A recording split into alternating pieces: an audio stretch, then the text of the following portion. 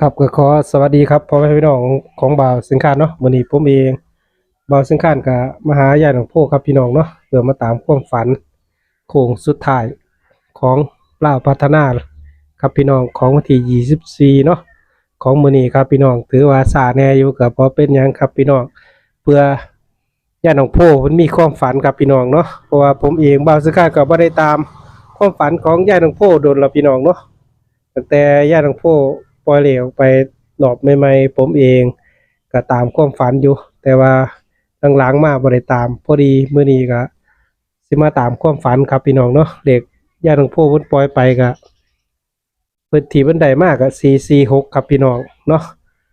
ตอนนี้เพิ่นก็ปล่อยไปแล้วให้ FC เพิ่นเนาะวันนี้ผมเองบ่าวซื้อข้านก็สิมาตามความฝันเบิ่งว่าญาติของพ่อเพิ่นฝันบ่พี่น้องสวัสดีครับยายน้องโพ สวัสดีค่ะFC บาเชียงคานจ้าครับผมญาติหลวงพ่อ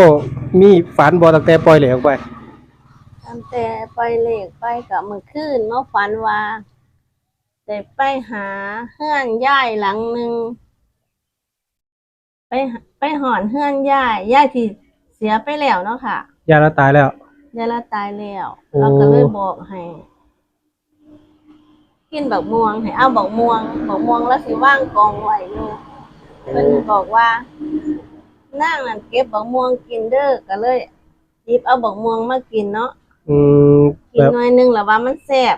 ก็เลยหยิบเอาอีกหน่วยหนึ่งมาสิเอากลับบ้านโอ้เป็น2หน่วยแม่นจ้ะหรือว่าเฮาไป เป็น2หน่วย เฮือนยายไปเฮือนยาย ยายนั่นเพิ่นตายแล้ว ยายแล้วเสียแล้ว อายุเท่าใดตอนเราเสียจำบ่ได้ โอ้จำบ่ได้พี่น้องอายุยายที่เพิ่นเสียไปเพราะว่าเพิ่นฝันว่าได้ไปบ้านยายที่เพิ่นเสียแล้วเนาะไปฮอดเพิ่นได้บักม่วงกองอยู่หน้าบ้านกองอยู่ใต้ตาราง โอ้ เฮือน ใต้ตารางเฮือนเรา แล้วบอกให้เก็บกินแล้วบอกให้กิน โอ้ เลยหยิบเอาจับเอาของเพิ่นมา2หน่วย อืม โหแต่บ้านเลขที่เล่าบ้านเลขที่4ตัวเดียวบ้านเลขที่แม่น 4ตัวเดียวพอดีว่ายายเราก็ตายแล้วเนาะแม่นก็เลย เออ สิมาเพิ่มตัวเลขให้เนาะบ้านเลขที่ยายมีตัวเดียวก็เลยสิว่าสิจับ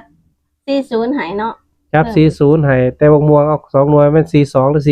40คิดว่าก็บ่ฮู้คิดว่ายายเราก็เสียไปแล้ว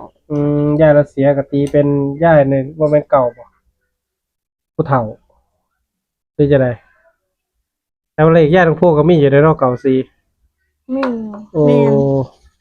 ผู้เฒ่าก็ที่ควา เก่าม ฝันก็สิเป็นเก่าบ้านเลขที่เราก็4เนาะ เออ 4เก่าหรือ 4เก่า เราเสียไปแล้วเป็นผีก็คือ4เนาะเออ4เก่าเออ หรืออีกอย่างหนึงก็40 40